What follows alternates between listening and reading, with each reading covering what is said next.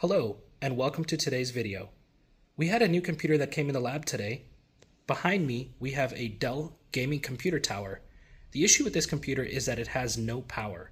So we're going to be diving into figuring out why this computer will not turn on. So let's jump right in. So to get started, what we're going to do is confirm that there is no power. Sometimes what can happen is that there's a switch in the back of the computer that was turned off, like the power supply switch, and that will cause the computer not to turn on. But as you can see, behind the computer there is no power switch for the power supply, but we're going to see if it turns on. I've got it hooked up to the KVM switch. We've got our 3-prong AC power cord plugged in. Let's hit the power button and see if we can get anything to happen.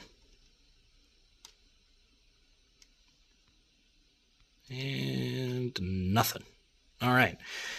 Okay, so let's open up this computer and take a look on the inside, and we are also going to run a power supply test, and I'll show you how we do that.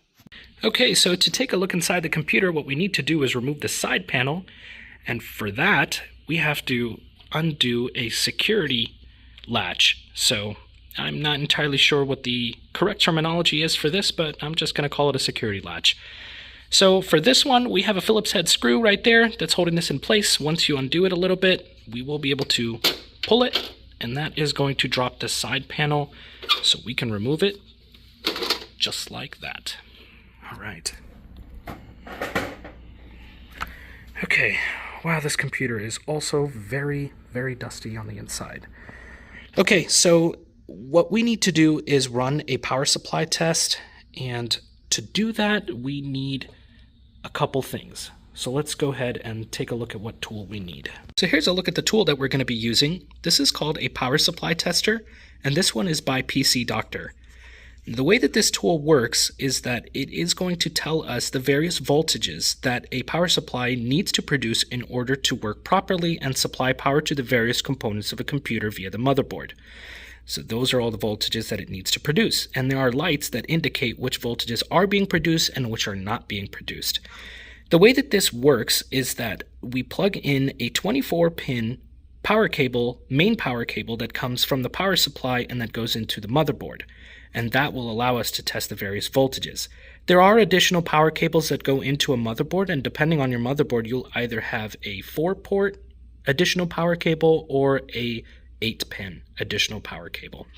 So let's hop back over to the computer and take a look and see where the 24-pin power cable is, get it removed, plug it into this tester, and see what happens. All right, so we are back at the computer, and the cable that we need is way back there, the 24-pin main power cable for the motherboard. And in order to reach it, we have to do one more thing on this computer. This computer opens up so that we can get access to it. So we just got to flip these latches up. Now, I don't think I can do this with one hand, so let me open this up and then I'll show you the cable that we need. All right, there we are. Now that's opened up. So the cable we need is this one. It's this motherboard cable. So I'm going to try to get this disconnected.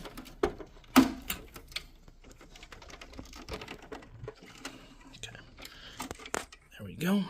Here's the cable. And then let's get this plugged into the power supply tester and take a look and see what it tells us.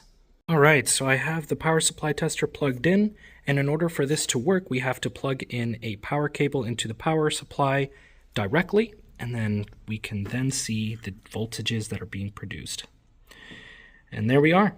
So that's the problem with this computer. It will not turn on because it's got a failed power supply. All of these lights should be lighting up, and they are not.